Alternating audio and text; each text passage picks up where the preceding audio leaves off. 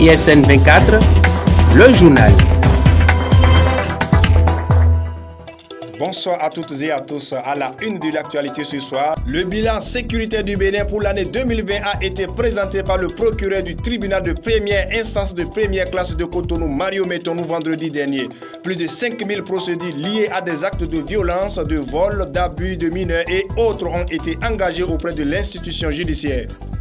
Et puis toujours au Bénin, c'est fini avec les fraudes au niveau de l'enseignement secondaire. C'est une plateforme appelée EducMaster qui a été rendue disponible depuis 2018 par les autorités du gouvernement du président Patrice Talon. Les détails à suivre dans ce journal.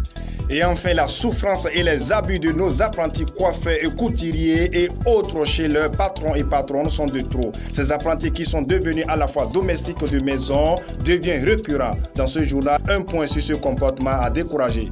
Voilà donc pour le sommet, le développement dans un instant.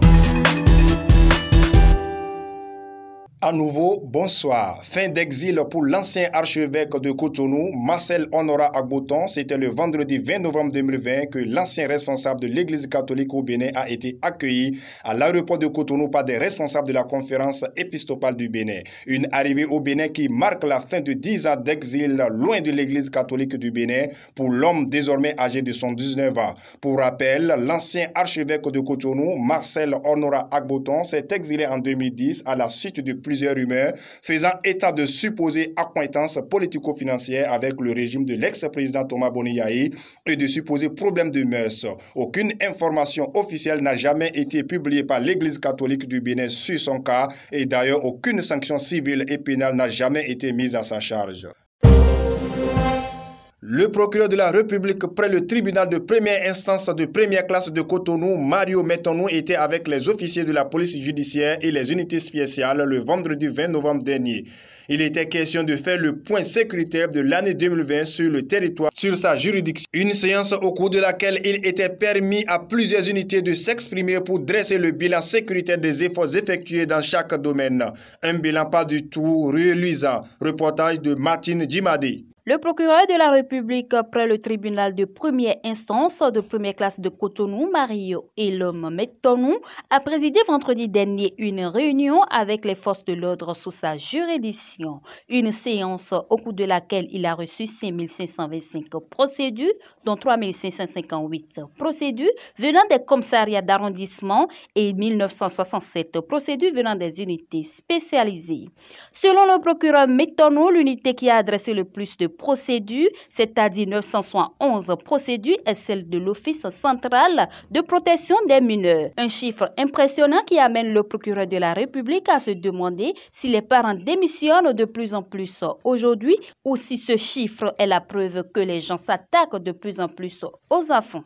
Il sollicite donc plus d'analyse sur cette situation afin de mener des actions pour faire baisser de telles infractions sur les mineurs. Le commissariat du 12e arrondissement de Cotonou vient en 4e position avec 357 procédures. En termes d'infractions, celle qui vient en tête est le vol avec 911 procédures, suivi de l'abus de confiance en 2e position avec 896 procédures et l'escroquerie en 3e position avec 600 procédures. Dans sa présentation, le procureur Mario Elom Metonou a mis beaucoup plus l'accent sur deux infractions qui montent en puissance, les fraudes documentaires et les infractions commises par certains conducteurs de minibus sur le tronçon Cotonou-Porto Novo. Concernant la première infraction, c'est-à-dire la fraude documentaire, il a été détecté 5 catégories selon les propos du directeur de l'immigration et de l'immigration, le commissaire divisionnaire de police Florent Edgar Agbo. La première catégorie porte sur la contrefaçon des documents originaux. Dans cette catégorie, il s'agit des modifications effectuées sur des éléments d'identité ou de la photographie.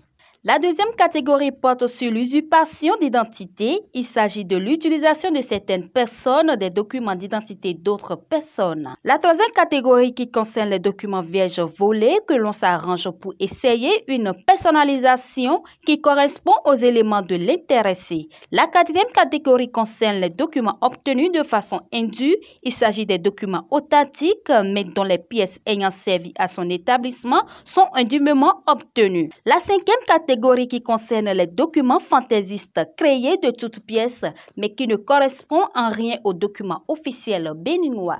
Pour l'année 2020, l'aéroport international Cardinal Bernardin Ganti de Cotonou a enregistré une trentaine de cas qui portent sur l'usurpation d'identité au niveau des passeports et des visas.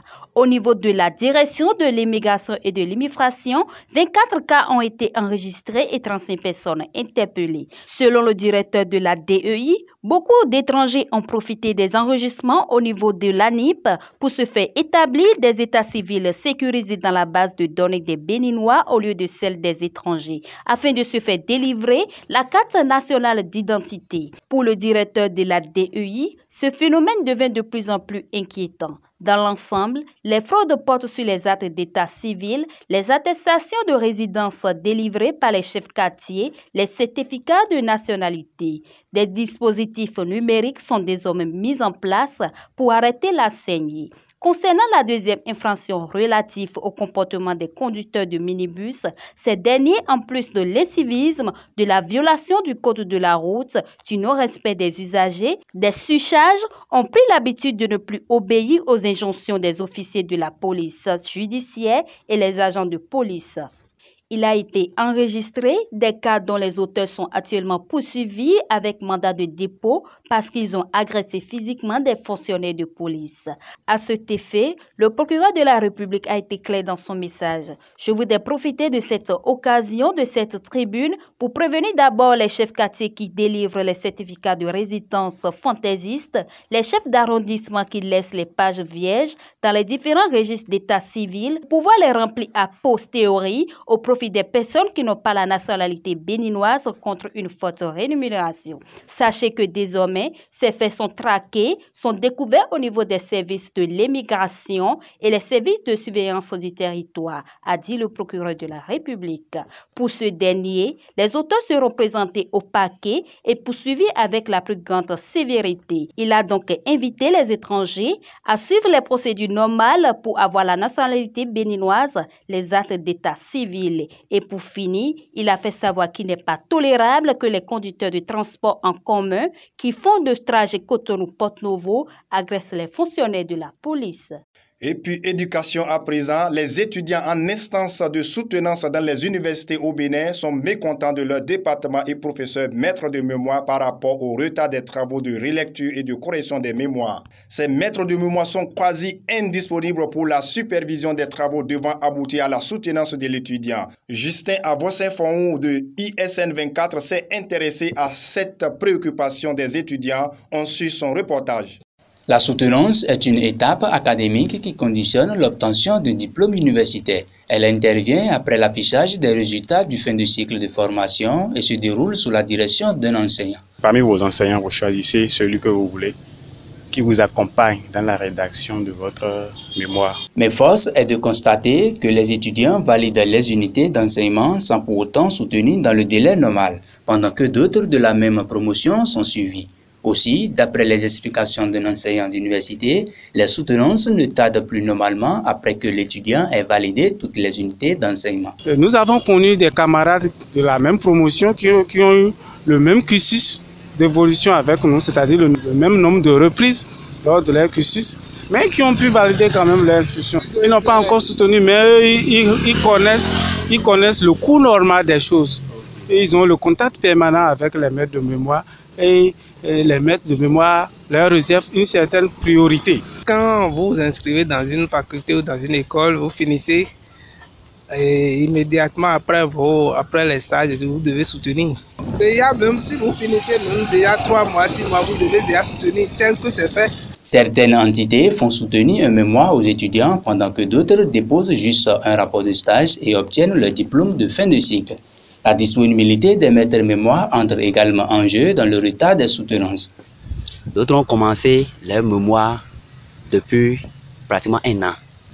Maintenant, quand ils déposent leur version, cela fait parfois 2 à 3 mois avant que l'enseignant ne finisse de corriger éventuellement les erreurs qui sont au niveau de ces mémoires-là. Il y a d'autres enseignants, parfois, ils voyagent même et laissent les mémorants. Donc, il y a beaucoup de mémorants qui sont actuellement qui devrait faire corriger leur mémoire, mais du fait que l'enseignant est en voyage, cela n'a pas été effectif. Le système éducatif même porte les germes du retard des soutenances selon un enseignant d'université. À cela s'ajoutent d'autres facteurs. Le système éducatif pose un problème dans la mesure où c'est que ce système éducatif qui demande aux étudiants de pouvoir soutenir à la fin de leur cursus, ce système ne met pas en place le mécanisme pour permettre aux étudiants, même simplement pour le choix d'un sujet de mémoire, si l'étudiant n'est pas préparé il ne peut pas choisir un sujet de mémoire. Mais si le système ne permet pas, ou parfois certains choisissent des sujets, après on dit que ce sujet est déjà... C'est heureux qu'aujourd'hui, un effort est en train d'être fait, où des écoles ou des facultés ont commencé par constituer des répertoires pour permettre aux étudiants de savoir les sujets qui sont déjà traités. Sinon, les gens choisissent des sujets et c'est quand ils ont évolué dans leur recherche qu'après on leur dit que ce n'est pas possible parce que ce sujet a été déjà étudié. La disparité de traitement dont les étudiants en fin de cycle de formation font l'objet dans l'université et même selon les normes de chaque faculté et école font décourager bon nombre d'étudiants. Il revient aux responsables à divers niveaux des universités du Bénin de situer les responsabilités pour que les étudiants soient traités de façon équitable. L'enseignement au Bénin a connu depuis 2018 une certaine réforme. Il s'agit de la plateforme EducMaster qui, au niveau de l'enseignement secondaire, permet la traçabilité par l'État des parcours aussi bien des enseignants, des écoles, mais également des élèves. Allons à la découverte de cette plateforme EducMaster mise en place par l'État béninois. L'amélioration du rendement scolaire a été au centre de plusieurs discussions, surtout après les résultats des examens nationaux. Depuis 2018, la plateforme EducMaster est née au niveau de l'enseignement secondaire pour réguler le fonctionnement et la planification des activités académiques. Isidore Goïto, directeur des études du complexe scolaire Saint-Georges de Dekoumbé, explique les avantages de cette plateforme. C'est pour optimiser la gouvernance du système éducatif.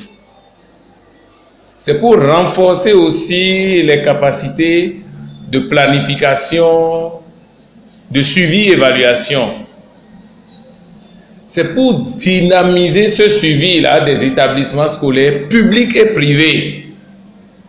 Et c'est pour accroître la capacité en matière de régulation et d'encadrement. Dès la mise en place de EducMaster, les actes d'irrégularité académique au niveau des enseignants et des élèves sont presque devenus inexistants, et ceci du fait des exigences de sa mise en application dans le rang des écoles et leur personnel. Amélie Alessé, directrice du complexe scolaire Les Anges, et Isidore Goïto, représentant du collège Saint-Georges, expliquent comment ça se fait. En temps, on avait constaté qu'il y a des enfants qui ne passent pas en année supérieure, mais ils quittent l'école pour continuer une autre classe, la classe supérieure dans une autre école donnée. Mais avec la plateforme EducMaster, ce n'est plus possible. Et comment? Quand l'enfant est dans ton école, les informations concernant l'enfant sont sur la plateforme. Nom, prénom, et on lui donne un numéro matricule, numéro du père, de la mère, date et lieu de naissance, tout ce qui concerne son acte de naissance. Donc, l'école a l'information. Chaque fois, quand les enfants font d'interro ou bien à chaque trimestre, quand on calcule les moyennes, on met les notes sur la plateforme. Ça veut dire quoi? Si tu ne termines pas l'année, la plateforme a déjà l'information. Donc, tout le Bénin entier, ceux qui savent manipuler l'Internet, peuvent déjà avoir accès à votre résultat. Nous avons noté que ça nous aide beaucoup. Premièrement, vous savez, dans les établissements privés, nous enregistrons des dossiers. Parfois, excusez, parfois il y a des faux diplômés qui déposent leur dossier et on fait l'étude de ces dossiers. Maintenant, EducMaster nous permet de voir si cet enseignant est un expérimenté de la matière. Quels sont les établissements qu'il a eu à faire? Est-il d'un établissement public? Si oui, quel est son numéro matricule? Quels sont les emplois du temps qu'il exécute dans ces différents établissements? l'Éduc-Master nous permet de le savoir. Aussi, les cas de manquement au paiement des frais de scolarité auxquels certains élèves ou parents d'élèves s'adonnent est un problème que la plateforme a résolu. Puisque désormais, le consentement des écoles est obligatoire pour toute opération de transfert scolaire concernant un élève. L'élève peut devoir à mon établissement et l'année qui suit, il décide d'aller continuer ses études ailleurs. Dieu merci, cette année, aucun élève ne peut plus partir d'un établissement sans l'autorisation de l'établissement de départ. Pour les parents d'élèves, il est un impératif pour l'école de fournir un repère aux parents pour leur permettre d'avoir une vue sur les performances scolaires de leurs enfants à travers la plateforme Éduc-Master. Chaque apprenant a un numéro Éduc-Master. Donc avec le numéro Éduc-Master, tu peux avoir accès à l'information qui concerne ton enfant. Donc chaque trimestre, on met les moyennes des enfants. Cette innovation dans la gestion des écoles au Bénin fait déjà ses preuves depuis l'année qui a suivi sa création. Mais malgré ses performances, elle n'est pas encore effective dans certaines localités du pays et oblige les promoteurs d'écoles de ces zones à une réorganisation. Sans la connexion Internet, on ne peut pas l'utiliser, par exemple. Alors, mon papa, qui est derrière Tenji dans un village très loin du centre de Zakota, où il n'y a pas l'électricité, où très peu de personnes utilisent le portable Android, et qui a son établissement privé, il faudrait alors qu'il se déplace pour chercher là où il y a l'électricité, pour chercher peut-être là où il y a un centre de cyber, pour pouvoir faire ce travail-là. Si la régulation du secteur éducatif au Bénin passe par les plateformes numériques, il convient d'agir sur le coût de la connexion Internet disponible afin de permettre à tous les acteurs du système éducatif sur l'ensemble du territoire national d'y prendre part. Et puis société à présent, au Bénin, le monde de l'apprentissage est depuis des années victime d'un phénomène de maltraitance déguisée. Les apprentis filles comme garçons sont injustement utilisés par les patrons et patronnes pour les travaux de la garde des enfants, la lessive et autres travaux domestiques. Est-ce que tout ceci est compris dans le contrat d'apprentissage? Élément de réponse dans ce reportage. Le phénomène de la maltraitance déguisée des apprentis est depuis des décennies un phénomène passé sous silence et qui de plus en plus s'érige en norme. Des enfants qui sont normalement là pour apprendre un métier sont utilisés à des fins de travaux domestiques comme la lessive, la garde des enfants, le nettoyage de la maison du patron ou la patronne, la cuisine, même victimes de bastonnades, des pressions et châtiments qui sont le quotidien de ces filles et garçons qui vénèrent presque leur patron. Ok, tout ça là vraiment, ce n'est pas dans le contrat. Ça, c'est un abus. Parce que personnellement, moi, je ne fais pas ça. J'ai des apprentis, j'ai 2 filles et 3 garçons. Ils sont là, vous pouvez les demander. Jamais personne d'entre eux n'a jamais été à la maison, mais laver quoi que ce soit. Si il arrivait que je vais demander ma femme à voyager, là, je peux donner l'argent à la personne d'aller le faire pour moi. Là, je lui ai demandé comme ça.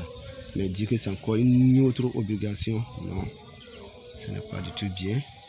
Et tous les patrons qui font ça, bon, maintenant, moi, je les dis vraiment de cesser ça, ce n'est pas bien.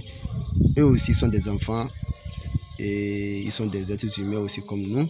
Ils sont venus chercher la connaissance du travail et ils n'ont pas allé fouiller dans la maison de ton patron. Bien, aucun contrat n'a jamais été signé qu'un enfant, après le travail, d'aller, ou bien même au cours du travail, parce que j'ai remarqué ça aussi, au cours du travail même, certains patrons disent à les enfants, toi, va faire ceci à la maison, va faire ceci. Non, c'est pas bien. Lorsque la personne vient, vous ne signez pas ce contrat avec eux. Ni les parents de la fille, vous ne signez jamais le contrat que tu vas faire comme ça à la maison. Non. Toutes nos tentatives pour faire parler les apprentis ont été vaines. Certains ont affirmé hors micro qu'ils n'ont d'autre choix que de subir ces injustices. Selon eux, c'est le passage obligé pour avoir un jour son diplôme. Nous exhortons alors les autorités à prendre les mesures idoines pour que de tels actes cessent à l'encontre de nos enfants apprentis. Cette fois-ci, c'est dans le monde de l'Internet où l'utilisation des réseaux sociaux a favorisé le développement de certaines pratiques, parmi lesquelles on peut citer la tontine et le commerce, et de plus en plus de personnes s'adonnent à cette nouvelle manière de faire les choses et minimisent les risques qui sont liés. Nous avons cherché à comprendre comment tout ceci est organisé à travers ce reportage de Romiad Sosaminou. Depuis l'avènement des réseaux sociaux, beaucoup d'activités se sont développées en ligne. C'est le cas des tontines et commerces, des activités dont l'avantage réside dans le gain du temps et la limitation des mouvements. Depuis que moi j'ai commencé les tontines en ligne, jusqu'à présent, je n'ai pas encore été déçue, c'est-à-dire que tous mes membres sont assez responsables, je vais dire, qui participent très bien, que je les connais ou que je les connais pas. Concernant les autres, les gens n'arrivent pas à payer ou qui partent avec les sous des autres. Est-ce que dans le groupe, quand cette personne a constitué son groupe, il avait des personnes confiantes, des personnes assez responsables, des personnes en qui elle a vraiment confiance? Ou carrément, il y a d'autres. Ils n'arrivent plus, quand ils ramassent, ils n'arrivent plus à payer, ils n'arrivent plus à solder. Donc ce qui fait que la plupart des gens, et comment dirais-je, groupe en bas quoi, les responsables même qui paient de leur propre poche. Mais combien de temps ils vont payer de leur propre poche?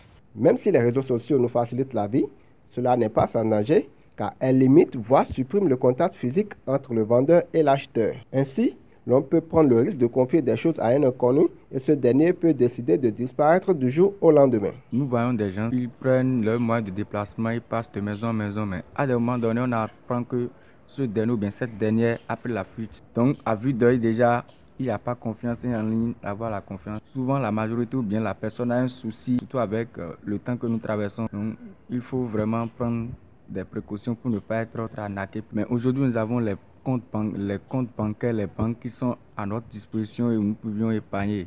Bon, je pense que la majorité fuit les banques parce que, bon, si je dépose mon sou là-bas, pour reprendre, ils doivent avoir toujours un retrait. Ma mère, elle était vraiment quelqu'un qui se donne surtout à ça. Comme elle n'est pas intellectuelle pour avoir les dossiers qu'il faut pour créer un compte bancaire. Donc, elle s'est donnée à ça et finalement, on a appris que ce dernier a pris la fuite. Mais malheureusement pour lui, il s'est retrouvé derrière les barreaux. Les systèmes financiers décentralisés sont encadrés par la loi numéro 2012-14 du 21 mars 2012 qui réglemente le domaine des épargnes et crédits en République du Bénin. Et des sanctions disciplinaires, pécuniaires ou pénales sont prévues selon les cas. Toute personne ou structure menant des activités de tontine doit prendre connaissance de la loi pour développer dans les règles son activité. L'actualité en Afrique à présent. L'amélioration de la compétitivité des économies de l'UEMOA face à la pandémie du Covid-19 est un point abordé au cours de l'audience accordée par le président de la commission de l'UEMOA au chef d'équipe de la mission du Fonds monétaire international, Luc Ayro. Pour rappel, cette audience fait suite aux consultations régionales qui ont eu lieu le 3 novembre dernier entre le FMI et la commission de l'UEMOA. Les Nations Unies ont exhorté ce lundi 23 novembre 2020 l'Éthiopie à assurer la protection des civils au lendemain de l'ultimatum de 112 heures donné par le Premier ministre aux forces rebelles de l'État du Tigré pour capituler avant une offensive contre la capitale locale Mekelle. En réponse dans un communiqué sur Twitter, le gouvernement éthiopien a déclaré que l'armée avait pris grand soin de protéger les civils depuis le début des opérations menées dans le Tigré. Et puis enfin, l'actualité à l'international, l'ancien président français Nicolas Sarkozy devait comparaître à partir de ce lundi 23 novembre 2020 à Paris aux côtés de son avocat Thierry Herzog et de l'ex-haut magistrat Gilbert Azibey. Dans cette affaire dite Les Écoutes, l'ancien chef de l'État est accusé d'avoir tenté d'obtenir auprès d'un magistrat des informations secrètes sur une autre affaire le concernant. Également appelée affaire Paul Bismuth, elle trouve son origine dans un autre dossier judiciaire qui menace Nicolas Sarkozy. Les soupçons de financement libyen de sa campagne présidentielle de 2007. Le procès a toutefois été suspendu jusqu'à jeudi prochain. Vladimir Poutine a déclaré que c'est trop tôt de féliciter l'actuel gagnant des élections présidentielles aux États-Unis, Joe Biden. Pour Poutine, selon les estimations de la presse américaine, Joe Biden a le soutien de 306 commissaires électoraux et Trump en a 232, alors que seulement 270 sont nécessaires pour déclarer le vainqueur. Le président a réitéré que les autorités russes étaient disposées à travailler avec n'importe quel président américain élu, mais qu'il est important d'attendre les résultats définitifs des élections aux États-Unis.